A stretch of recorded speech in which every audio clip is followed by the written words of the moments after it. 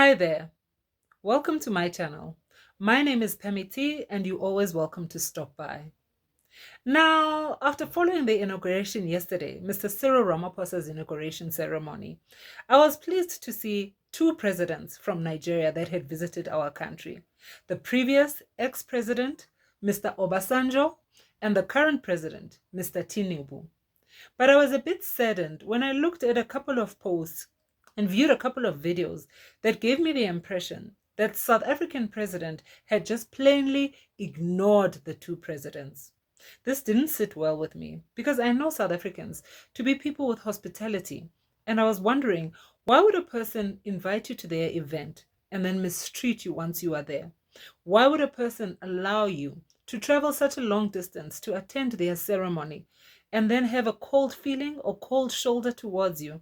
This didn't sit quite well. But before we go deeper into the issue, let's watch the arrival of Mr. Obasanjo as well as Mr. Tinubu to the inauguration ceremony, which was held yesterday at the Union Building in Pretoria.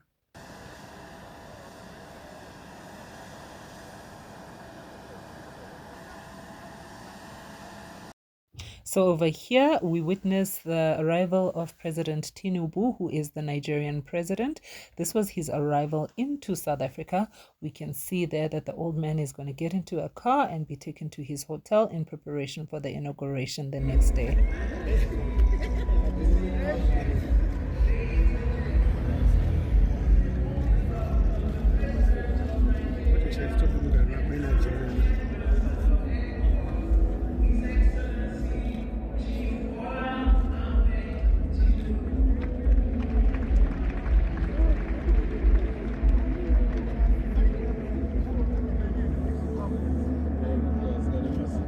Now we know that the relationship between Nigeria and South Africa hasn't been all that smooth, especially in the last couple of years.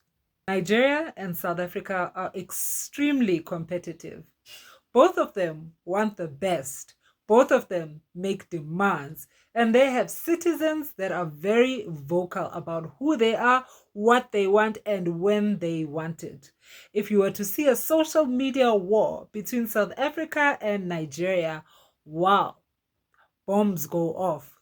So upon everything I've stated and everything that I've said, I am so glad that our politicians are able to put their differences aside when time matters. When it's time to celebrate, they can come together, congratulate each other, and keep it moving. I am so proud of the Nigerian president and Nigerian ex-president and former president Obasanjo for coming through and honoring Mr. Cyril Ramaphosa's invitation to his inauguration ceremony. And no, Mr. Cyril Ramaphosa did not at any point ignore Mr. Tinubu. Let me show you exactly what people were getting wrong. When he was greeting everybody, he did include Mr. Tinubu. Take a look here. They told us when he's greeting, the orchestra must just play. Yes. Now, a public handshake is a warm welcome, and to show your appreciation, that you appreciate that the person took their time attending your event. Besides that public handshake, Mr. Ramaphosa did take time to go and meet with President Tinubu in a private space. Let's take a look at the speech that Ramaphosa gave once meeting President Tinubu. I felt very honored to have him at my inauguration yesterday. It was a moment that lifted my spirits and gave a huge encouragement to us as South Africans that the president of an important country like Nigeria, largest country by population on the continent and large economy, could come and be in attendance at my inauguration. It's a great honor and a really great privilege. And I feel at home as well to have this moment, to have a discussion with President Tinubu on a whole range of issues. And of course, we've set up a government of national unity, And I'm particularly pleased that the African continent has responded very positively to the news that we will continue stabilizing the politics of our country, but more importantly, that through the government of national unity, we're setting a very strong foundation for economic growth and to be able to attract investments. But for me, what matters most is to be able to have very good economic links with Nigeria. The two countries, South Africa and Nigeria, are very important in our continent. And when the two countries work together, which we are, and we do things together, it benefits Africa.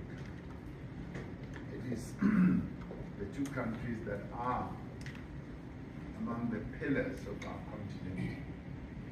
And I'm particularly pleased that we support each other internationally at various forums, the UN, and multilateral institutions, Nigeria and South Africa, are essentially joined at the hip, and we want to engender good economic and trade relations between our two countries to address the challenges that our two countries face. So it's been a great pleasure and an honor to have you here, Your Excellency. And that's why I felt I should come and pay my respects to you. Thank you very much. Now, I would definitely support a sit down between the two countries. I think there's a lot that needs to be ironed out. There's a lot that needs to be clarified. And with the two presidents meeting, I'm sure a plan can be made for all these issues to be addressed, all these issues to be discussed, all these concerns to be attended to. Because it would be very unfortunate if the South Africa-Nigeria issues continue like this without any attention. Yes, of course, there'll always be those 1-2 little squabbles between the two countries. But I think if matters are not dealt with, that the two countries could end up being real rivals. As much as we are Africans, as much as we always tend to stand behind each other at the end of the day, but I do feel that if issues between South Africa and Nigeria are not ironed out, are not spoken about, are not sorted out, it could cause a little bit of a dent to the African continent.